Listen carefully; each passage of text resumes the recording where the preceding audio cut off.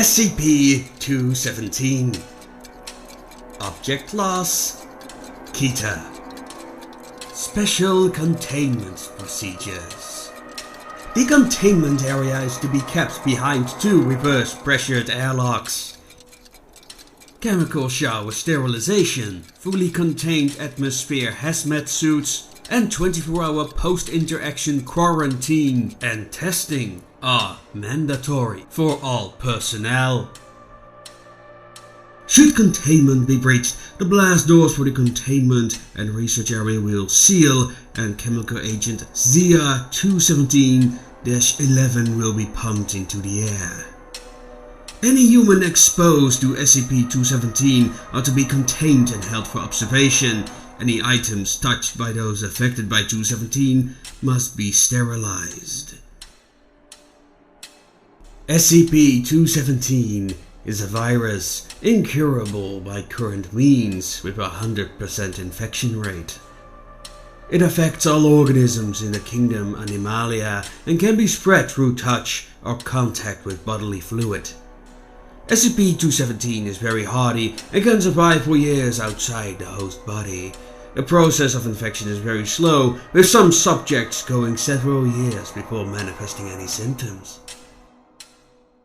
The virus alters the biochemistry of organic tissue, causing organic matter to rearrange into a form of organic metal.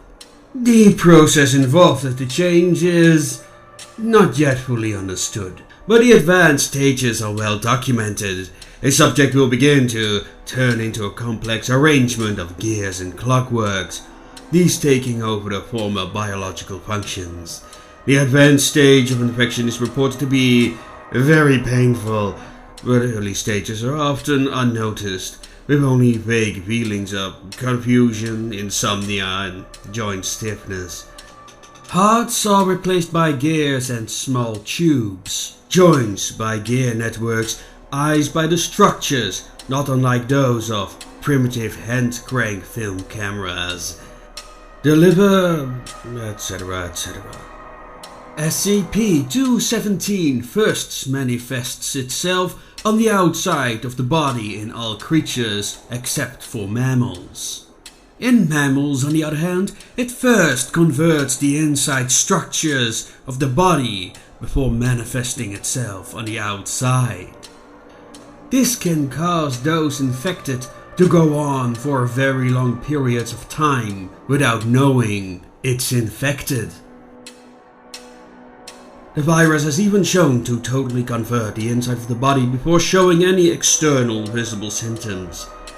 You see, that is how SCP-217 managed to infest several metropolitan areas in the past, like Japan, Florida's alligator population. The mental state of those in the middle or advanced stages of infection have shown to be, let's call it, much diminished. Subjects respond in repetitive fashion, very dull mechanical inactions.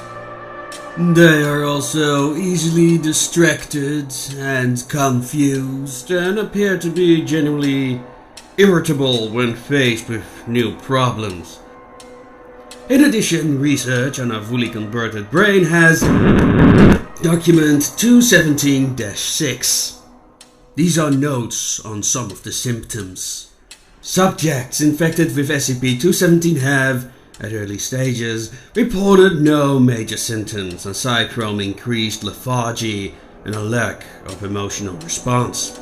Some have reported a feeling of fluttering or moving under the skin, coupled with a persistent ticking noise.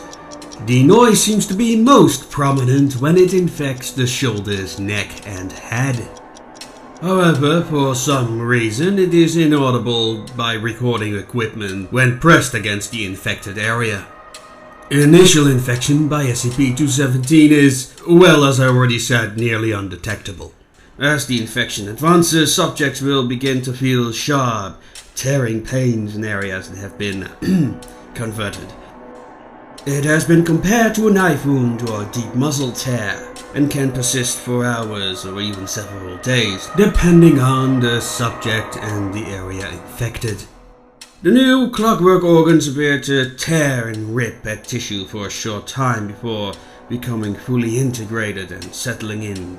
Yes, that does sound somewhat painful. Areas infected appear to be metal, mainly brass, steel and iron. Other substances has been reported, appearing to be leather, rubber, glass, wood and other basic materials. Despite appearances, it's purely organic material, even it carries some of the subject's DNA.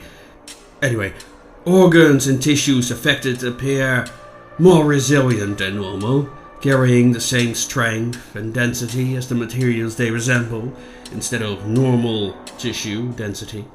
But it's much lower than standard human regeneration. However, testing has shown there are no ill effects if parts made from normal materials, like steel, wood or leather, etc., replace the existing biomechanical clockworks. Most alarming though, people infected with the virus can continue for months, even years, without being detected. The virus spread so easily, hundreds if not thousands could be infected before any containment could be enforced. Infection appears to spread most quickly in large offices, malls and other large concentrations of people. Oh, by the way, anyone suspected or confirmed to be infected is not allowed to be anywhere near SCP-882. Slight addendum. At this time, cross-experimentation between SCP-229 and SCP-217 is allowed, only with O5 approval. And what else? Oh, that was it. That was SCP-217. Yes, don't worry, I'm not infected. And a matter of fact, there are barely any known outbreaks. Well, except for that time in Whitby, and Lincoln, and the time in Bochum, but Von de Graaff, and then there's that little accident in the Nevada desert. But apart from that, there are barely no known outbreaks. So, I hope you enjoyed this presentation. Dankaert Lexicon, signing off. Thank you for listening, ladies and gentlemen. This is Bonsert of Radio Retro Future, and I hope you enjoy our first SCP reading here. If you want us to do more of this type of content in the future, you can let us know by smashing that like button and of course replying in the comment section and let us know what SCPs you want us to read in the future.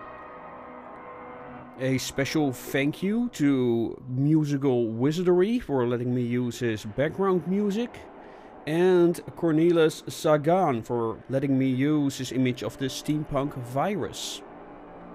And I'd also like to thank my Patreon patrons: Jax Marek, Steam Chest, The Groenevee Absinthe, Steamy Wonders, Musical Wizardry, Mr. Lotus, Feline Lung, Kathy Ma, and Phoebe Darkling. If you want a personal thank you at the end of our episodes, please support us on Patreon. Till next time, and happy Halloween.